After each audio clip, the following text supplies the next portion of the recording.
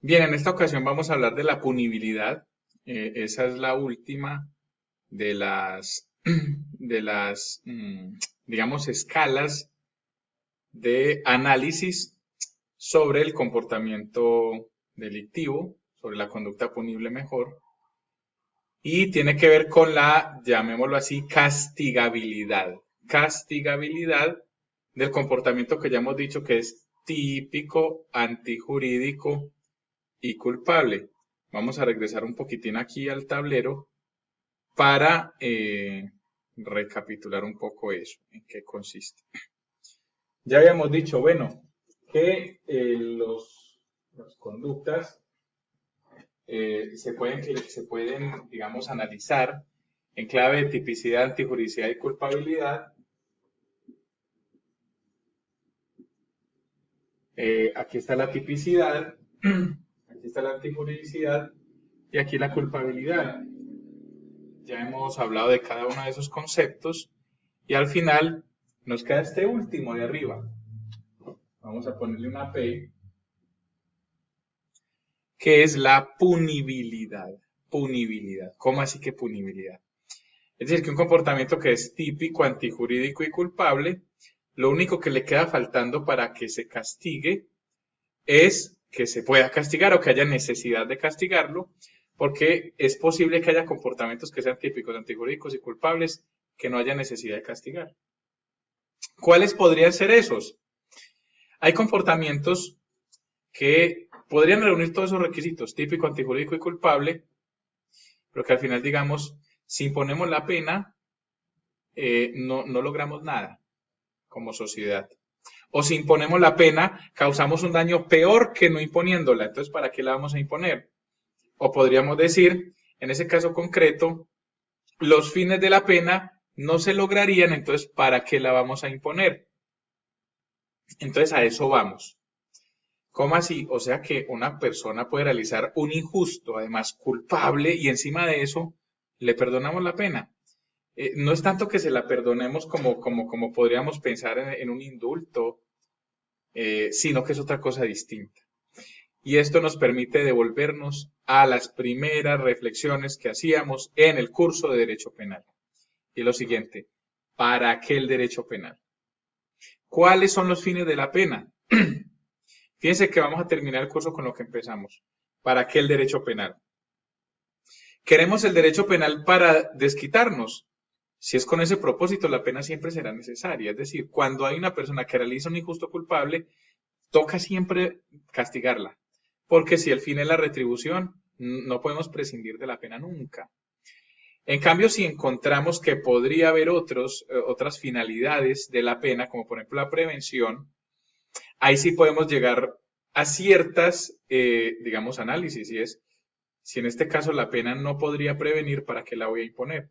Porque recuerden, habíamos dicho del comienzo, y siempre esto es una premisa que hay que tener en cuenta, la pena es un mal necesario solo cuando es necesario, porque si es un mal, no la vamos a aplicar si no es necesaria, ¿cierto? Entonces, si eso es así, en el momento en que valoremos que la conducta esté en todos sus requisitos de delito típica, antijurídica y culpable, luego vamos a ver entonces qué tanto vamos a lograr los fines para los cuales vamos a utilizar el castigo. Ya habíamos dicho, bueno, nuestro sistema penal es eminentemente utilitarista. Utilitarista significa, vamos a imponer el castigo para lograr un fin, un beneficio para la sociedad. Y como ese fin es útil, nosotros lo podemos cambiar por otro más útil todavía. Piensen, por ejemplo, cuando una persona que pertenece a una organización criminal nos dice, vean, yo les voy a decir a ustedes dónde están las caletas de la organización, quiénes son los jefes, quiénes son los colaboradores, dónde hay secuestrados, y yo que cumplí un papel ahí marginal, poco importante en la organización, pues no me impongan la pena. Es decir, vamos a hacer una especie de cuadre de intereses. Renunciamos a imponer la pena y a la utilidad que significa en ese caso concreto a cambio de una utilidad mayor que viene dada por esa información que nos va a dar ese sujeto. Ustedes dirán, no, pero es que eso suena inmoral. Pero recordemos un poco una cosa y es que resulta, vuelvo, insisto, es que nosotros hemos decidido utilizar el derecho penal porque hemos considerado que podría ser útil para lograr cierto objetivo. Y si nosotros podemos cambiar ese objetivo por uno más amplio o mejor, digámoslo así, pues básicamente se justificaría prescindir de la pena porque hemos dicho la pena es un mal. Y mientras menos utilicemos ese mal, pues mejor. Y si lo vamos a utilizar porque vamos a lograr un objetivo más amplio, más profundo, que el inicialmente consideramos, pues entonces, digámoslo, suena bien o así debería ser. O sea que la necesidad de pena básicamente es una categoría dogmática que se analiza después de la culpabilidad, lo último que se analiza, en donde vamos a verificar si la pena es necesaria o no.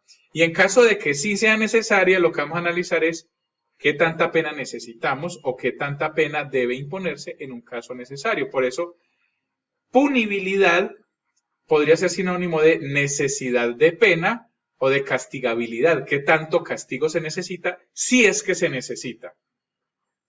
¿Cómo así, profe? O sea que hay casos en los que no se necesita castigo, efectivamente. Por ejemplo, en los casos de principio de oportunidad, que eso ya será materia de la parte procesal. ¿Cuándo se daría, por ejemplo, principios de oportunidad? Piensen ustedes en los casos en los que, por ejemplo, castigando, estaríamos intensificándole más a la persona el sufrimiento por encima del sufrimiento que ya pudo haber tenido como consecuencia del mismo delito que esa persona cometió. Y les voy a poner un ejemplo. Yo conduciendo una motocicleta me estrellé, causé un daño a otra persona, pero yo quedé, digamos, cuadripléjico, no puedo ver, quedé vuelto nada, y la persona a la que yo lesioné, pues quedó con las lesiones graves, pero superables, ¿no? No tan graves ni permanentes. Así que ustedes podrán estar de acuerdo conmigo en que yo, como consecuencia de mi imprudencia, ya sufrí un daño superior al que acarrearía el castigo, así que algunos lo llaman a eso la pena natural. Así que, pues, ¿para qué la cárcel? Ya con eso fue más que suficiente.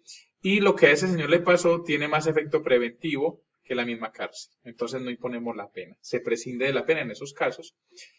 Casos en los que, por ejemplo, han dicho algunos, la madre que por imprudencia permite que su hijo muera o mata a su hijo, digámoslo así, el sujeto que saliendo del garaje echa reversa y atropella a su hijo que estaba detrás jugando, es más grave el dolor que la cárcel. Para ese sujeto la cárcel pues quizás no sea tan grave como, obviamente no será tan grave que la muerte del hijo. Entonces es la pena natural. Hay otros ejemplos de no necesidad de pena, cuando por ejemplo imponiéndola causamos un daño social más grave que no imponiéndola. Piensen ustedes en ciertos ejemplos de violencias intrafamiliares, de inasistencias alimentarias. Con la pena hacemos un daño peor que algunos, no estoy diciendo todos, porque hay ciertas violencias intrafamiliares relevantes que ciertas violencias. Más ejemplos, como el que acabo de decir. Prescindimos de la pena porque el sujeto con él hemos negociado que a cambio de verdad, de justicia, no le vamos a imponer el castigo, es decir, perdón, que a cambio de verdad y reparación no le vamos a imponer lo que llamaríamos la justicia, que sería la aflicción de la cárcel. Entonces esto nos permite concluir una cosa. Aquello de prescindir de la prisión como un mecanismo de justicia, eso no se lo inventó el proceso de paz, no se lo inventó la JEP, eso no es reciente. Eso de que con los terroristas no se negocia no es cierto. Los Estados Unidos, que son, digamos, uno de los países donde más se dan los negocios punitivos, digamos que es un paradigma en este sentido. No estoy diciendo pues que esta categoría dogmática ya opere igual. Lo que sí quiero decir es que la justicia, por considerarse, digamos, un elemento de utilidad social, precisamente eso es lo que nos permite hacer acuerdos para obtener mayores ventajas sociales de las que supondría o de las que nos representaría el castigo mismo. Dicho entonces eso, podemos decir hay casos donde no se necesita la pena. ¿Cuáles son esos casos? Como les digo, depende de si se obtiene o no el fin para el cual fue estipulado ese castigo o para el cual está pensado el derecho penal. Si llegamos a la conclusión de que sí se necesita pena, hay ciertas circunstancias que nos ayudan un poco a determinar qué tanta pena se debe imponer, y esas son estas circunstancias de mayor y menor punibilidad. Artículo 54 dice, además de las atenuantes y agravantes consagradas en otras disposiciones, regirán las siguientes. ¿Qué significa esto? Estas circunstancias de mayor o menor punibilidad están aquí pensadas para todos los delitos, Obviamente que para aquellos delitos donde se puedan aplicar. Les voy a poner un ejemplo. Yo no puedo hacer un hurto con sevicia. La sevicia está pensada para delitos de sangre, por ejemplo. Pero en principio, todas estas circunstancias de mayor y de menor punibilidad están pensadas para todos los delitos de la parte especial. Ahora, en la parte especial hay delitos que tienen sus propias agravantes y sus propias atenuantes. Por ejemplo, en un delito sexual pudiera ser un agravante transmitirle una enfermedad a la víctima. Eso no podría ocurrir en un hurto tampoco, ni en un secuestro. En un secuestro puede ser un atenuante entregar prontamente al secuestrado. Eso no sería, digamos, un atenuante en una estafa, ¿sí? Entonces, cada circunstancia, cada delito en la parte especial puede tener sus propias agravantes o atenuantes. Pero estas circunstancias que estamos viendo acá, que están en la parte general, están pensadas para todos los delitos a las que se les pueda aplicar.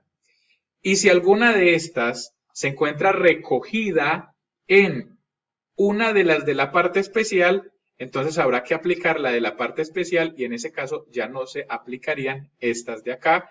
Vamos a irlas viendo una por una y vamos viendo algunos ejemplos de ello. Circunstancias de menor punibilidad, artículo 55, ven ustedes ahí en la pantalla. Son circunstancias de menor punibilidad siempre que no se hayan previsto de otra manera, es decir, en la parte especial. Uno, la carencia de antecedentes penales. Aquí no hay mayor cosa que analizar, pero sí decir lo siguiente. No tener antecedentes penales se considera menos grave. En cambio, tener antecedentes penales no podría considerarse más grave, porque fíjense, si yo tengo un antecedente, pues por ese antecedente yo ya he debido pagar y si no he pagado, pues me lo cobrarán aparte y no se me puede a mí aumentar la pena de un nuevo delito por haber hecho otro antes. Eso significa, digamos, lo que decíamos al principio, non bis in idem, no se puede castigar dos veces lo mismo, así que un antecedente penal no puede ser el fundamento de una nueva condena, ¿sí? Lo pasado es pasado, y si no se ha castigado, a mí no me pueden, por una deuda, cobrar,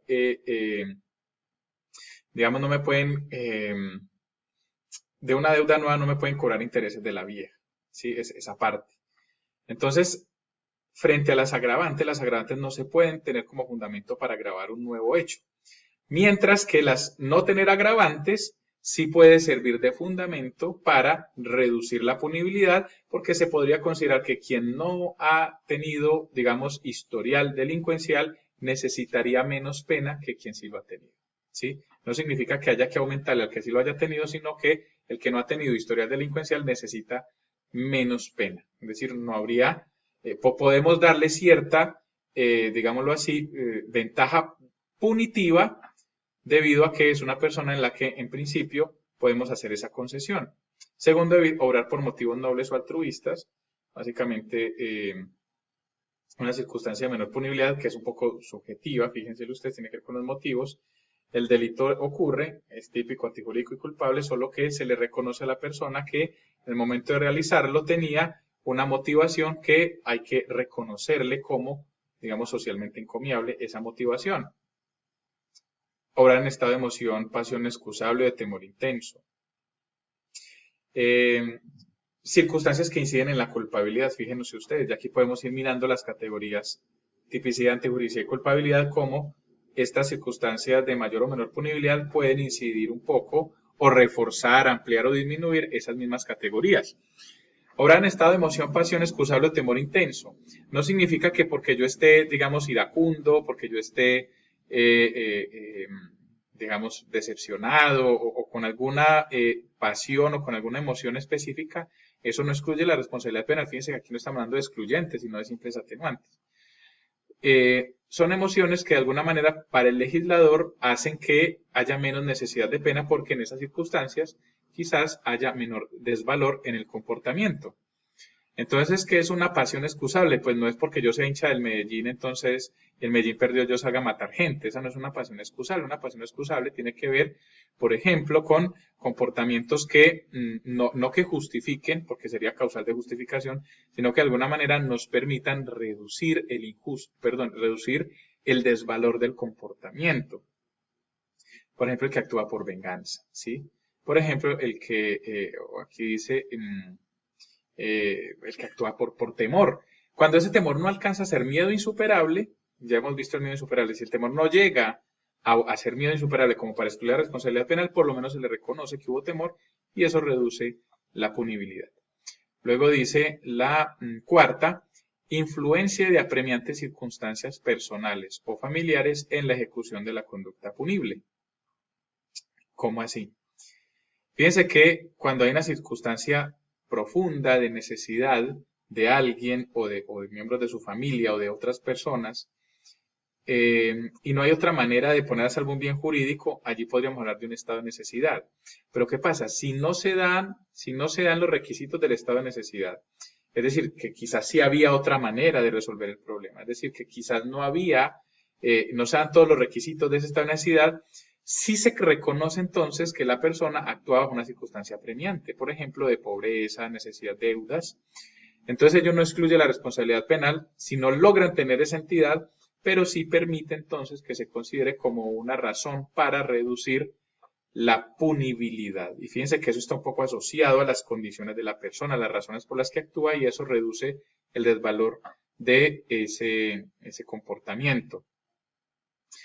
Luego dice, procurar voluntariamente después de cometida la conducta, anular o disminuir sus consecuencias. Fíjense que esto es postdelictual y sí permite entonces reducir la punibilidad. Tenemos un hecho postdelictual que nos puede hablar de, en este caso no se necesita tanto la pena porque el sujeto tiene un comportamiento, digamos, socialmente encomiable relacionado con ese delito, como tratar de reducir las consecuencias. Por ejemplo, el que roba y devuelve los papeles, el que roba una billetería y devuelve los papeles. Es muy parecida a la que sigue, dice reparar voluntariamente el daño, aunque no sea en forma total. Asimismo, si se ha indemnizado. Tratar de reducir las consecuencias y reparar es muy parecido, aunque la reparación tiene que ver un poco con, de pronto, compensar ya un daño. Reducir las consecuencias tiene que ver con evitar que se intensifique el daño. Presentarse voluntariamente ante las autoridades después de haber cometido la conducta. Bien, es un comportamiento también postdelictual que tiene un poco de relación con entender que si el sujeto entiende, digamos, su relación con la justicia, eso daría lugar a considerar menos necesaria la pena. No significa que no sea necesaria, sino que es un poco menos necesaria que quien nos entrega. De aquí es importante que vamos viendo un elemento esencial. Fíjense que casi todas estas atenuantes tienen que ver con comportamientos o con aspectos relacionados con la persona. A diferencia de las agravantes, como vamos a ver a continuación, que tienen un poco más que ver, algunos de ellos, con el hecho y no con la persona. Estos son circunstancias que se refieren significativamente a la persona, al sujeto. Las intenciones que tenía, lo que ha hecho, digamos, un poco en función de su individualidad. 8. La indigencia o falta de ilustración en cuanto hayan influido en la ejecución de la conducta punible. Fíjense que la falta de ilustración o una indigencia extrema podrían dar lugar a otra cosa, por ejemplo, a una inimputabilidad. Pero si esa falta de ilustración no da lugar ni a un error de prohibición, ni a una inimputabilidad, sí le podemos considerar lo suficientemente importante como para tratar de reducir la punibilidad. Entonces, fíjense que estas circunstancias de menor punibilidad casi siempre son parecidas a las causales de ausencia de responsabilidad penal, solo que cuando no logran la intensidad o reunir los requisitos de las causales de ausencia de responsabilidad penal, por lo menos se reconoce alguito y eso rebaja la punibilidad. Circunstancias de inferioridad psíquica determinadas por la edad o circunstancias orgánicas en cuanto hayan incidido en la conducta. Podemos decir otra cosa. Fíjense que aquí parece hablar también de situaciones de casi inimputabilidad. Una persona con inferioridad psíquica que comete un delito, pero no se le considera inimputable, porque de alguna manera podemos concluir sí tenía la capacidad de decidir o de autodeterminarse, pero estaba disminuida. Esa disminución permite reducirle su punibilidad, entendiendo que hay una menor, digámoslo así, culpabilidad. Las condiciones de inferioridad psíquica ya las dijimos, y cualquier otra circunstancia análoga a las anteriores. ¿Qué significa esto? Que el derecho penal se puede aplicar por analogía cuando es para favorecer. Fíjense que aquí estamos hablando de atenuantes. Eso no podría pasar con las agravantes, por ejemplo. Bien, hay otras circunstancias atenuantes que están en norma aparte porque el legislador las considera de pronto más importantes, digámoslo así. Rebajan más la pena. Fíjense que las circunstancias que acabamos de decir no dice en cuánto rebajan la pena. Y eso es importante para efectos de hablar de la tasación de la misma. No dicen cuánto la rebajan, después vemos eso cómo incide en la reducción punitiva. Pero en cambio estas que vamos a ver a continuación, si rebajan la pena. Y de una vez nos dice en cuánto la rebajan, eso me parece bastante relevante para tener en cuenta. Vamos a ver, el que realice la conducta punible, dice el artículo 56, bajo las circunstancias de marginalidad, ignorancia o pobreza extremas, en cuanto hayan influido en la ejecución de la misma, no tengan la entidad suficiente para excluir la responsabilidad, incurrir en pena no mayor de la mitad del máximo. Fíjense, ahí nos está diciendo de cuánto es la reducción y no menor de la sexta parte del mínimo. Fíjense que una persona con marginalidad o pobreza muy extrema, como ya dijimos arriba, podría ser inimputable, por ejemplo, por diversidad sociocultural, por, yo qué sé. Pero también podríamos decir que una situación de marginalidad muy extrema podría determinar un error de prohibición. ¿Qué pasa? Que cuando no tiene la entidad suficiente para lograr excluir la responsabilidad penal, y aquí dice, cuando sean marginalidad, ignorancia o pobreza extremas, aquí habla esta cualificación de extrema, nos dice un poco que debe ser más intensa que la circunstancia de atenuación que vimos aquí más arribita, la indigencia o falta de ilustración. Aquí nos dice en el 56, cuando son extremas y no alcancen a excluir la responsabilidad, se le aplica una mayor rebaja punitiva. Así que este es muy parecido al del numeral octavo, solo que habla de extremas. Otra cosa, que la indigencia y la marginalidad no necesariamente son lo mismo, ¿sí? La indigencia tiene un poco que ver con la persona que tiene una situación, digamos, de vida callejera, una situación de calle, mientras que la marginalidad no necesariamente. Una persona marginal o marginada, mejor, una persona vulnerabilizada, una persona que está en condiciones de exclusión social, puede tener casa, puede vivir no vivir en la calle, pero digamos la marginalidad no la da la vida en la calle. Creo que esa es una cuestión importante para tener en cuenta. Pero en todo caso aquí se habla de una situación que en la que coinciden ambas situaciones de exclusión social. La indigencia no necesariamente implica exclusión social, pero casi siempre. Lo que sí nos dice es que son circunstancias que cuando determinan el comportamiento de alguna manera de la persona, pueden tener la entidad, o bien sea para darle una pequeña rebaja como la del numeral octavo, o una importante rebaja como la del artículo 56, o incluso determinar la ausencia de responsabilidad penal, como podría ocurrir en la inimputabilidad por diversidad sociocultural o en el error de prohibición. Artículo 57, ira o intenso dolor. Aquí es importante decir una cosa. La ira o el intenso dolor a veces se considera un poco callejeramente que excluye la responsabilidad penal. No, es que por ira o intenso dolor eso excluye la responsabilidad y la gente suele tener el ejemplo del marido celoso que mata a la esposa que le encuentra con otro. Eso es falso. No excluye la responsabilidad penal. El artículo 57 lo que dice es que la reduce, pero no la excluye. Ya vemos que en ninguna de las causales de ausencia de responsabilidad penal está la ira o el intenso dolor. Dice el artículo 57, ira o intenso dolor, que realice la conducta punible en estado de ira o de intenso dolor causados por comportamiento ajeno, grave, injustificado, incurrir en pena, dice una reducción de pena igualita a la del 56. ¿Qué es la ira y qué es el intenso dolor? Fíjense que es un comportamiento, dice, provocado o causado por un acto ajeno que es grave e injustificado. Entonces, primero, no debe ser una emoción meramente caprichosa, ¿sí? Debe ser injustamente causada. Injustamente causada es porque otro la indujo o la provocó. Si no tienen la entidad para excluir la responsabilidad penal, como por ejemplo una situación de trastorno mental transitorio, una persona bajo una circunstancia de trastorno mental transitorio podría ser inimputable, una situación de ira tal que la persona, digamos, no sea capaz de entender lo que hace ni de controlar su comportamiento. Si esa es la situación en la que una persona se encuentra, realmente habría que reconocerles inimputabilidad. Pero si esas circunstancias de ira o de dolor no le dan para considerársele inimputable, entonces se le considera una circunstancia que podría reducir su punibilidad. Este es un tema bastante estudiado, sobre todo por las teorías un poco psicologistas que dicen, bueno, ¿qué tanto ira y qué tanto dolor se necesita? Primero hay que decir que la ira no es lo mismo que el dolor, ¿sí? Y que tampoco la ira es un tema meramente explosivo. Yo puedo tener ira y esa ira permanecer un poco en el tiempo. Lo que pasa es que la ira, digamos que tiene un poco que ver con, como con una reacción, digamos, violenta, mientras que el dolor tiene que ver un poco más con la idea de una situación de odio permanente o de, digamos, una situación menos impulsiva, una situación un poco menos impulsiva. Esa es como la diferenciación un poco psicologizante que se hace, pero digamos que las teorías normativas modernas ya no nos hablan de, digamos, tratar de escalafonar la ira.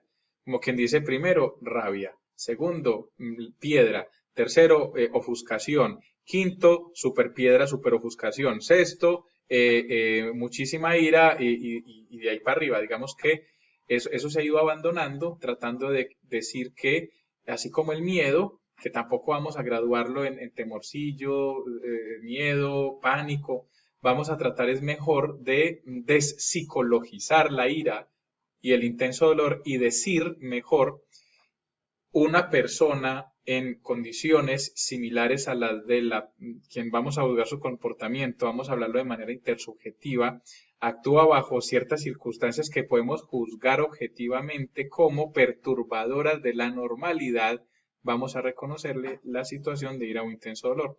Así que creo yo que es bueno que vamos entendiendo un poco que esa idea de tratar de cualificar psicológicamente como si fuera un termómetro la ira o el dolor de una persona son teorías que se suelen ir abandonando por una idea un poco menos psicologizante de que la ira o el intenso dolor son circunstancias que deben valorarse un poco en relación con los contextos, digamos, con cómo intersubjetivamente o podemos hacer un consenso en torno a si vamos a entender que una persona en las mismas circunstancias, en el mismo contexto, podría o no ver su normalidad subjetiva afectada en los términos concretos de los hechos que lo rodean. Eh, Suelen ser los casos de las venganzas. Eh, un caso de un señor que un perro mordió a su hija, le causó un daño y él pues fue luego, buscó al perro y lo mató. Hay un delito de maltrato animal, no hay legítima defensa, no hay estado de necesidad porque la situación no fue en el momento, pero sí podemos decir, hubo una situación, digamos, subjetiva que le podemos, digamos, reconocer como de menor punibilidad. Es un caso de ira, ¿sí? Una ira que está dirigida a un animal. Las situaciones más de intenso dolor pueden tener, digamos, un poco más de permanencia en el tiempo, sin querer decir que la ira tiene que ser instantánea. Una ira se puede perfectamente permanecer en el tiempo. La planificación del hecho tampoco excluye la ira o el intenso dolor. Yo puedo tener ira, puedo tener intenso dolor y planear el acto. Así que no necesariamente son impulsivas ni la una ni la otra. ¿Qué pasa con el tema del marido que mata a la esposa? Normalmente se ha considerado que es un comportamiento injusto. Sí, la esposa infiel es un comportamiento injusto y que entonces eso podemos entender que produce en él una situación de reducción de su punibilidad por cuenta de pobrecito le pusieron cachos. Pero más que eso, yo creo que es un poco la tradición jurídica que piensa que el hombre defiende el honor, que antes inclusive se considera que es una legítima defensa del honor, y algo así como que la vida de la mujer era menos importante que el honor del hombre, pero se ha ido suavizando un poco con la idea de que, bueno, vamos a reducirle la pena, y ese era el ejemplo que nos ponían nuestros profesores hace 10 años o más. Realmente creo que el que mata a la mujer por celos no está actuando por ira o intenso dolor, sino que está realizando un comportamiento más grave que un mero homicidio, es un feminicidio. Creo que eso ya habrá ocasión de socializarlo con más profundidad, o sobre eso ya habremos hablado. Eh, o quizás, digamos, valga la pena decir algunas cosas. Eh, cuando la sociedad considera que es menos grave matar a una mujer por infiel, de alguna manera estamos asumiendo cierto rol social que favorece la idea de que la mujer es algo así como una especie de propiedad del marido, que si el marido la mata por infiel es algo así porque si no es para él no puede ser para nadie. Y fíjense que esa es una reacción que tiene como base la idea de la mujer como objeto, como propiedad del marido. Así que el que realiza ese comportamiento no es que lo haga bajo una situación en la que debamos suavizarle el castigo, sino antes considerar que actúa, digamos, con motivos o con una exclusión social de base, y es el hecho de considerar de alguna manera que hacía justicia matándola. ¿Sí? Fíjense que eso lo que hace, en vez de menos grave el comportamiento, lo que lo hace es más grave. Matar a una mujer por celos, en mi opinión, bajo ninguna circunstancia podrá ser ira o intenso dolor, a pesar de que el sujeto pueda tener rabia. Es que no estamos diciendo que no la tenga. Decepción, tampoco estamos diciendo que no la tenga. Pero fíjense que, por ejemplo, supongan ustedes que yo mato a mi hija o a mi hijo porque perdió el año en el colegio o en la universidad. Eh, Hay un agravante que vamos a ver a continuación, que es cuando yo realizo el delito, por ejemplo, en una persona que tenga conmigo un parentesco. Entonces, según usted, según esa tesis de que, por ejemplo, eso no debería ser feminicidio, sino un homicidio atenuado, cuando se mata a la mujer por celos, porque si no es para mí, no es para nadie, es algo así como pensar entonces que, entonces por la rabia que me da a mí, por la ira de que mi hijo pierda el semestre, entonces no se debería aplicar la agravante de que al que maté fue a mi hijo. Realmente creo que son momentos en los que hemos ido cayendo en cuenta de la equivocación que hemos tenido en el derecho penal con las mujeres. Y es que, por ejemplo, antes se consideraba que violar a la esposa era una violación atenuada porque era la esposa, algo así que como eso en confianza no es tan grave o que ella tiene cierto deber de sexo con el marido. Entonces, si vamos entendiendo un poco ese contexto en el que ya estamos entendiendo que si hemos construido un derecho penal y una sociedad machista, es posible que eso nos permita abandonar un poco esa idea de que entonces matar a la mujer por infidelidad es un hecho menos grave por el dolor que siente el hombre, para mejor considerar que es un hecho más grave porque la decisión que tomó parte de la base de que es algo así como justo matarla por lo que hizo y porque ella por ser mujer de alguna manera no podía realizar ese comportamiento y él casi que por ser hombre tiene derecho a defender su honor. Entonces, hechas, digamos, esos análisis que también conviene que los profundicemos en otra ocasión, es bueno hacer esas presiones frente a la ira o el intenso dolor. Por lo menos la discusión es válida, es absolutamente válida. Ahora vamos a hablar de las circunstancias de mayor punibilidad. Están en el artículo 58. Dice, al igual que las atenuantes, son de mayor punibilidad cuando no han sido previstas de otra manera en la parte especial. Así que si en la parte especial hay una que recoja lo que dicen esta, se aplica la de la parte especial y esta no se aplicaría. Vamos a ver entonces la primera de ellas. Dice la primera de esas agravantes, ejecutar la conducta sobre bienes o recursos destinados actividades de utilidad común a la satisfacción de necesidades básicas. Por ejemplo, cuando dice, perdón, ejecutar sobre bienes, no utilizando, sino sobre bienes. Es decir, por ejemplo, cuando un daño recae sobre, por ejemplo, un acueducto, qué sé yo, o una escultura, algo que sea, es destinado a lo común, o también necesidades básicas. Ponía de ejemplo el acueducto. Segundo, ejecutar la conducta por motivo abyecto o fútil mediante precio, recompensa o promesa remuneratoria. Aquí sí hay que pausar un poco más la velocidad. Fíjense que aquí lo que se castiga es el motivo, es decir, el por qué o el para qué realizas la conducta. El para qué no, el por qué. ¿Qué es lo que hay en la cabeza? O mejor, ¿qué es lo que motiva o mueve al autor a realizar? Y si ese motivo es abyecto, la conducta se considera más necesitada de pena. Lo mismo que si el motivo es fútil o se hace por alguna recompensa o utilidad. ¿Qué es un motivo abyecto? Abyecto es despreciable, motivo muy despreciable, y eso es peligrosísimo. ¿Qué vamos a clasificar como despreciable? Fíjense que habitualmente, pues una persona, pues siempre que comete un delito, pues lo hace por alguna mala intención, egoísta, por ejemplo. Pero ¿qué hace que algo sea abyecto o tan despreciable como para que se le considere especialmente relevante? Realmente esta situación es susceptible de muchísimas críticas, justamente por eso.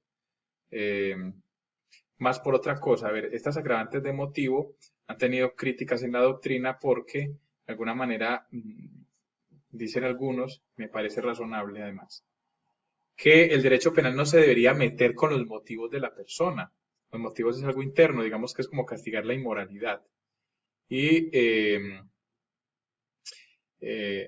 cuando el derecho penal considera que eso sí es relevante, de alguna manera le atribuye un mayor desvalor de acto. Es decir, que cuando una persona está obrando con una intención específica, por ejemplo, yo cometo un delito para realizar otro, mato al celador porque voy a hurtar, considera el derecho penal que eso lo hace más grave por la instrumentalización de un bien jurídico por una simple, digamos, utilidad específica.